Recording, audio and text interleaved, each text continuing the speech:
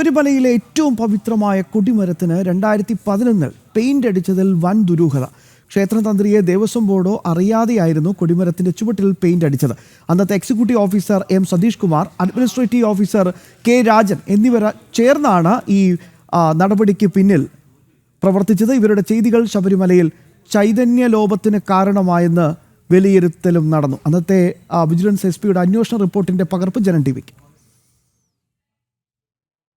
തന്നെ പ്രാധാന്യമുണ്ട് ഓരോ ക്ഷേത്രത്തിലെയും കൊടിമരത്തിനും.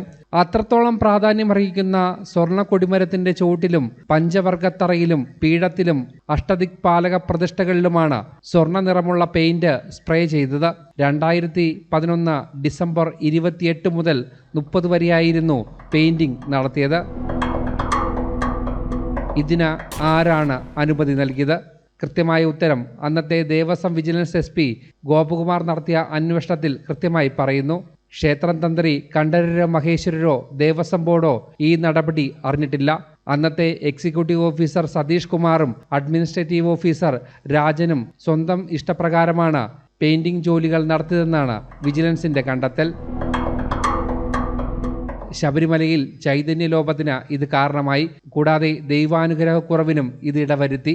എക്സിക്യൂട്ടീവ് ഓഫീസറുടെയും അഡ്മിനിസ്ട്രേറ്റീവ് ഓഫീസറുടെയും സ്വാർത്ഥ ലാഭത്തിനു വേണ്ടി തന്നിഷ്ടപ്രകാരമുള്ള നടപടിയാണ് ഇതെന്നാണ് വിജിലൻസ് റിപ്പോർട്ടിൽ അടിവരയിട്ട് പറയുന്നത്. പുതിയ കൊടിമരം നിർമ്മിച്ചതിലെ വിവാദം ഇങ്ങനെ കത്തി നിൽക്കുമ്പോൾ പഴയ കൊടിമരത്തിൽ പെയിന്റ് അടിച്ച നടപടിയും ഏറെ ദുരൂഹമാണ്. അത് ശബരിമല പോലുള്ള ഏറ്റവും പ്രധാന ക്ഷേത്രത്തിൽ. ജനം, കൊച്ചി.